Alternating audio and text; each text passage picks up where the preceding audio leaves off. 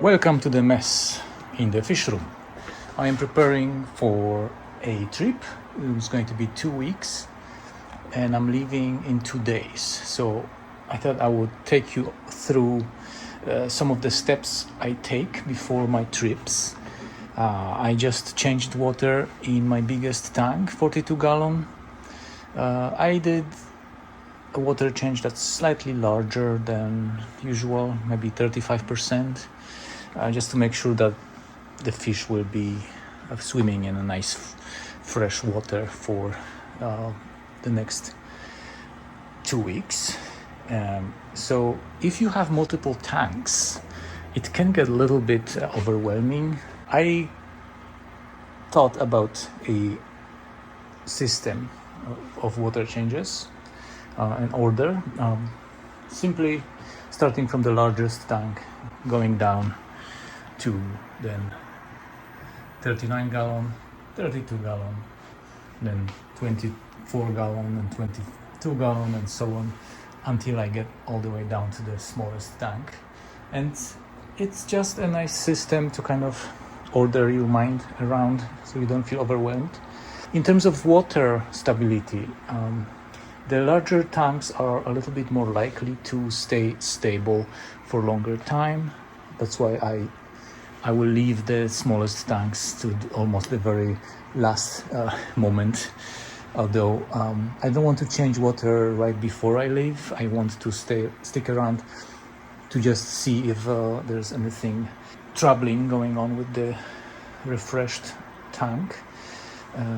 So I'm starting from this large tank. I just added some CO2 inflow components so that the CO2 comes out directly from the lily pipe, and then I will have some time to just determine if there's, maybe if I put too much CO2 or not enough CO2. The thing about CO2 is that I think I might just unhook it from this tank.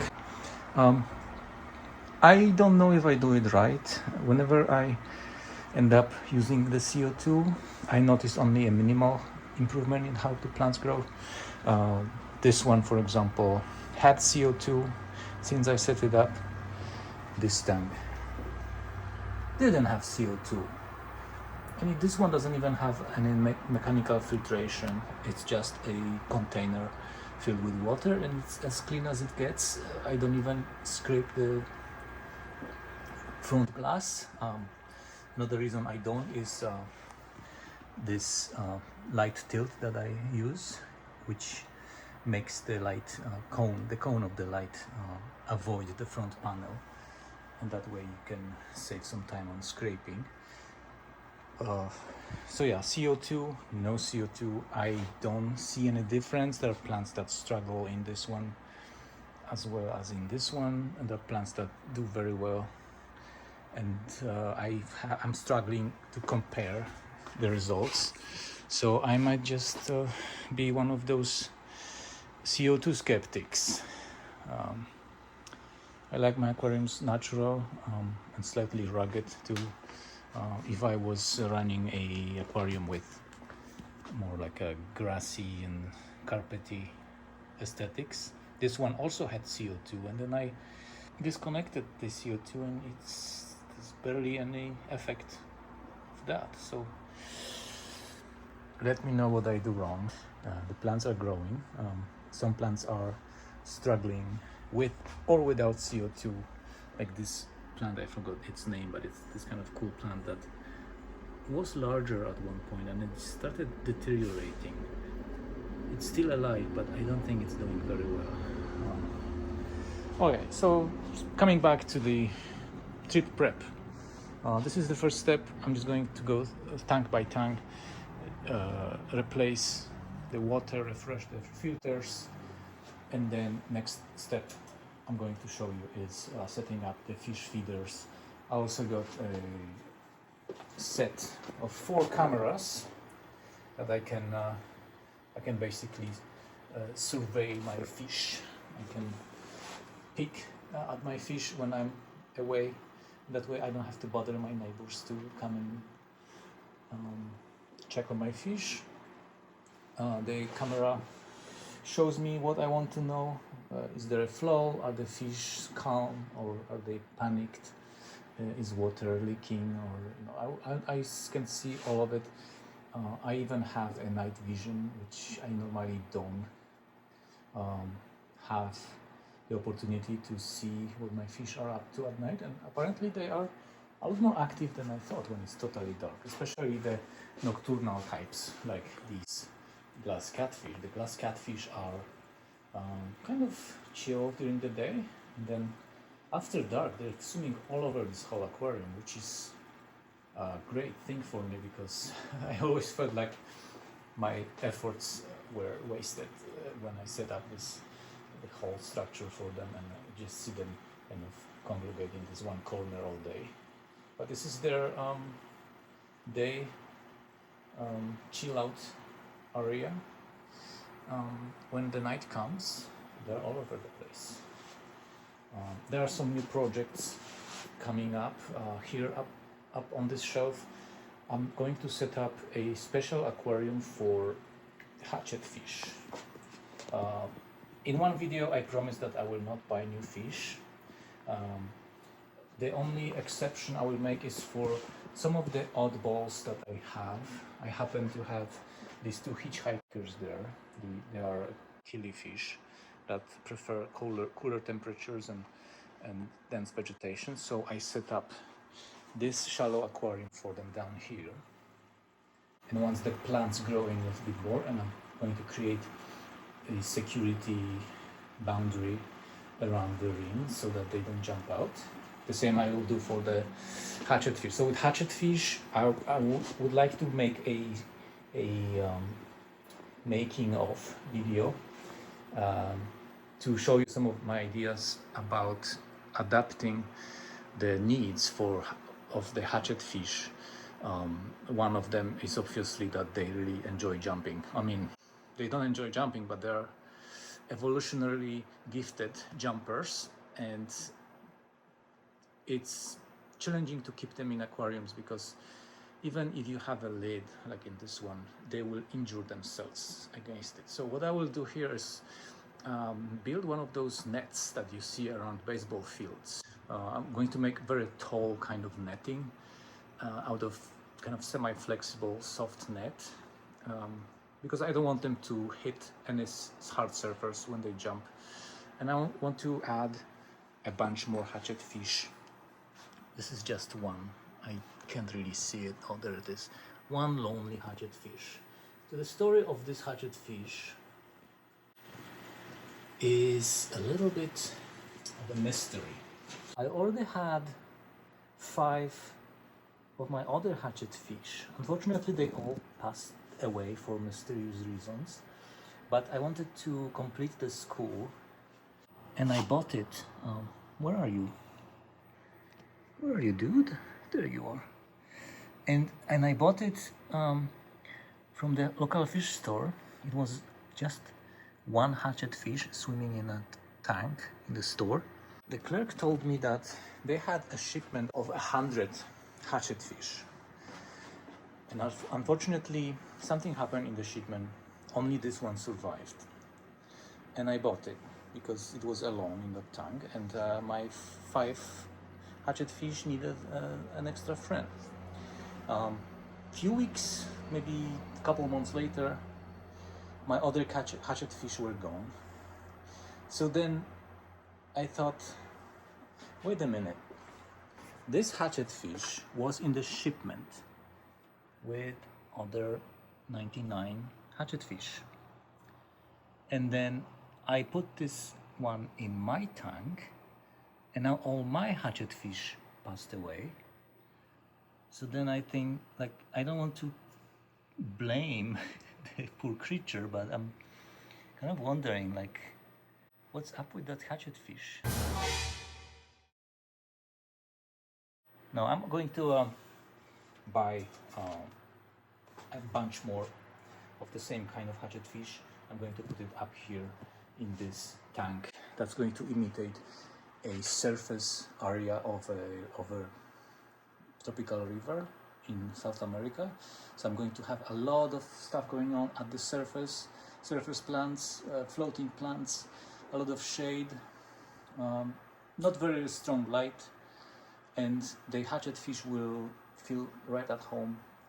It's going to be 16-gallon regular dimensions tank, hopefully enough surface for them to feel good, and I'm not going to focus too much on the substrate because obviously hatchet fish will live in the upper areas of the tank, although I think I would like to add some cory fishes. So Corydoras will do a great job at cleaning all the debris from the bottom of the tank. So bottom feeders and top gliders will create a great, interesting ecosystem. So I'll let you know how it goes. Hopefully I'll be able to make a video from the build. Oh, and I also made sure to install automatic top-off systems for all my larger aquariums so that I don't have to worry about water evaporating, especially in tanks that need a certain level of water for the surface plants to grow out of. And all the other small tanks like this one and the nano tanks can either just, I will let them evaporate a little, or I'll ask my neighbors to top it off with this little jug here.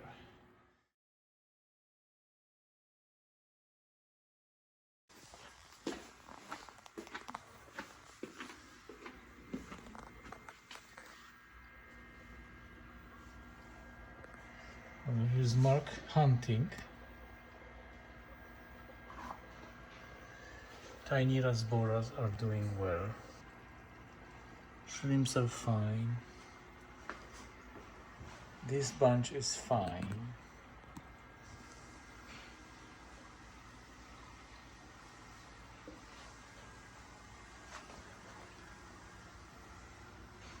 This shrimp tank is okay. Oh, look at those plants, they're growing out of the water. Wow. And there's a giant string algae in there. Oh god. But it's nothing, none of it is on the plants.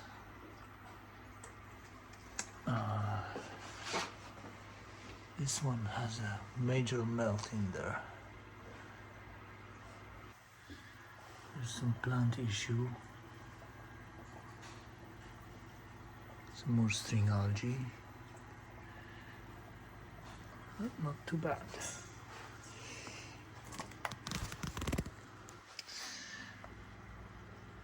Yeah, it seems like the feeders are emptied, which means they worked.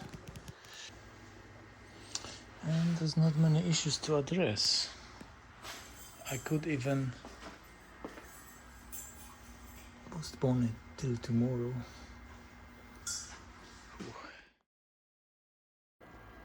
Alright, the first water change after I came back from my trip was in the small tank, and I'm going to do them gradually.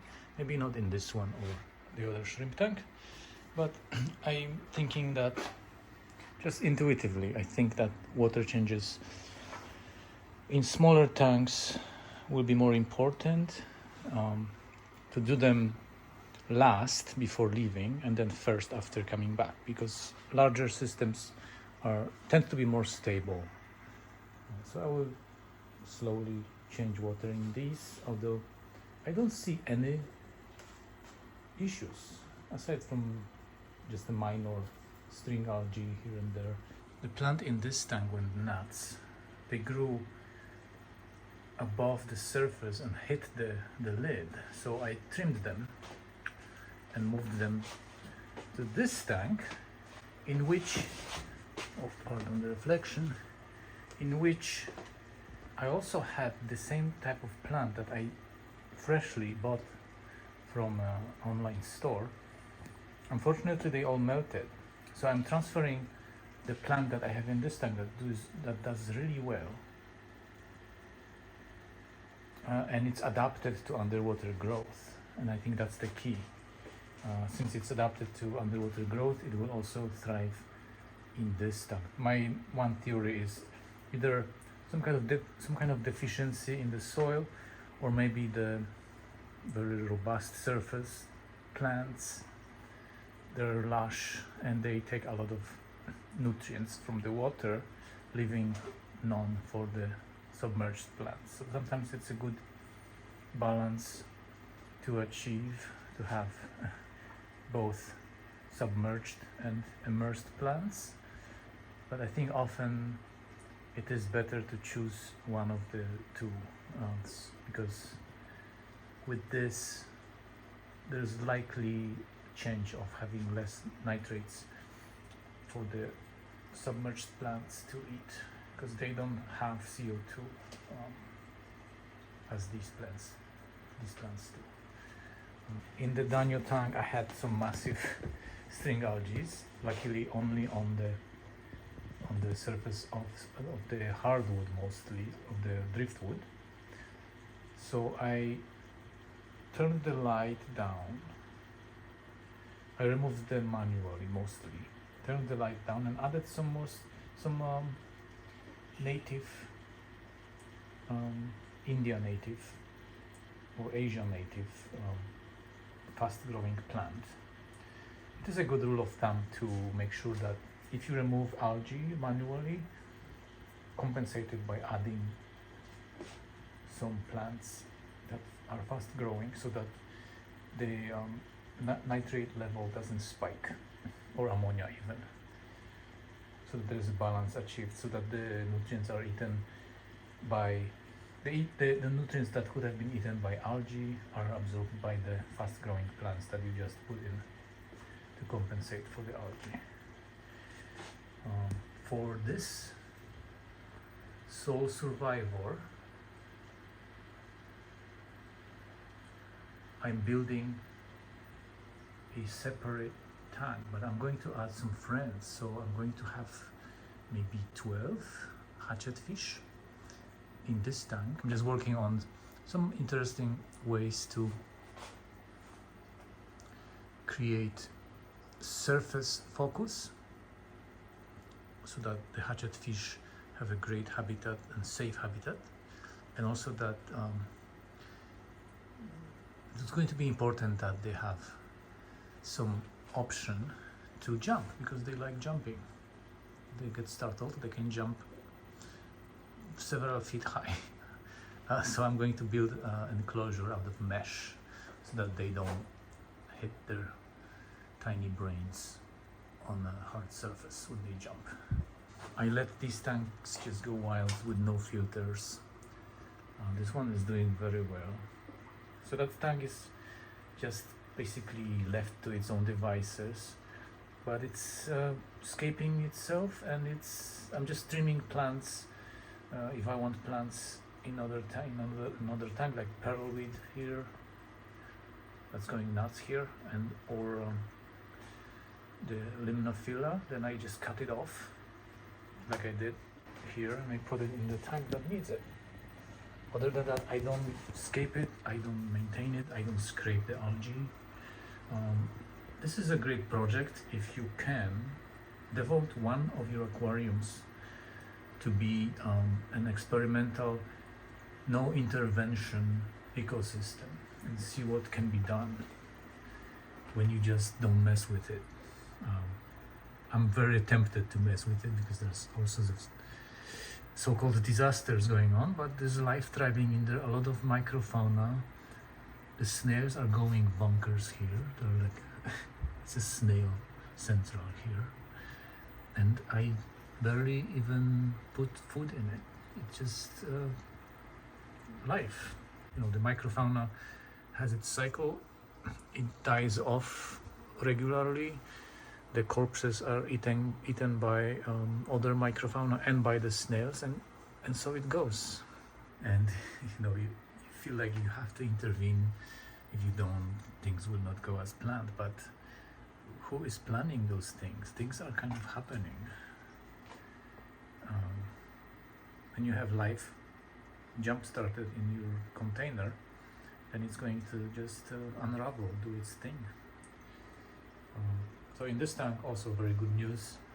I bought some scuds culture, and I put this culture in this tank, and I haven't seen them since.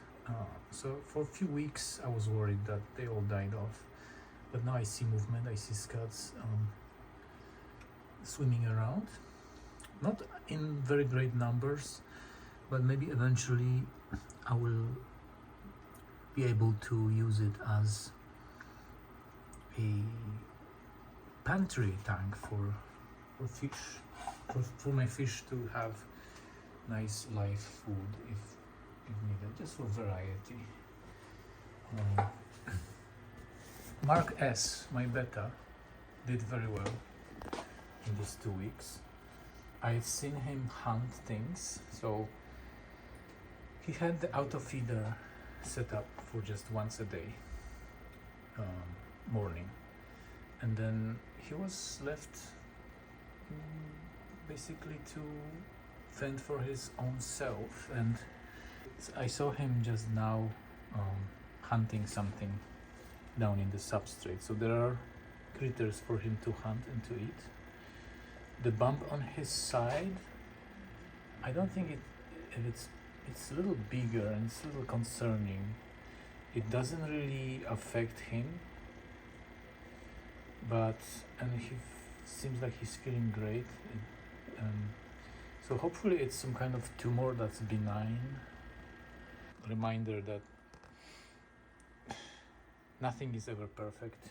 And in this time, this is interesting. I had a CO2 hooked up here, and I switched the CO2 dispenser to the inline CO2 device, but it failed. It just didn't transfer any CO2. So the tank was CO2 free for the entire duration of my 2-week trip, but the plants didn't suffer. It looks as good as it did, and I concluded that CO2 is really optional in this tank. If anything, I would worry that the plants are growing too lush and like out of control, especially the grassy plants in the back. So that tank really took off.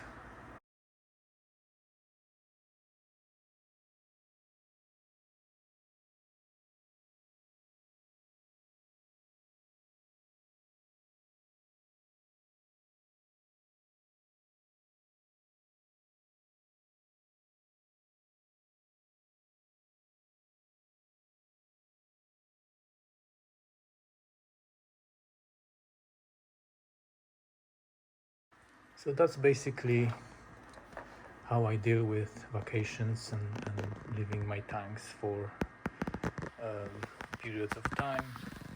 I try not to do it for longer than 2 weeks. 2 weeks seems to be a good kind of sweet spot. Sometimes I don't do water changes for 2 weeks, and it's fine. Sometimes even more than 2 weeks. And the cameras were also really cool. Like setting up the cameras was a game changer, because I could check on my fish remotely from across the Atlantic, even at night. So it took the edge off the worrying about my fish. And if I saw something, because the cameras really show pretty good detail, so if I saw something like for example, in my Danio tank, I noticed that the filter inflow pipe was clogged and the flow was not as strong as I want it to be. So I just asked my neighbor, who was asked earlier to be the go-to person if something goes wrong. Just told her to clear up the inflow pipe. She did it, and everything was in order again. Right. that is it. I hope that helps.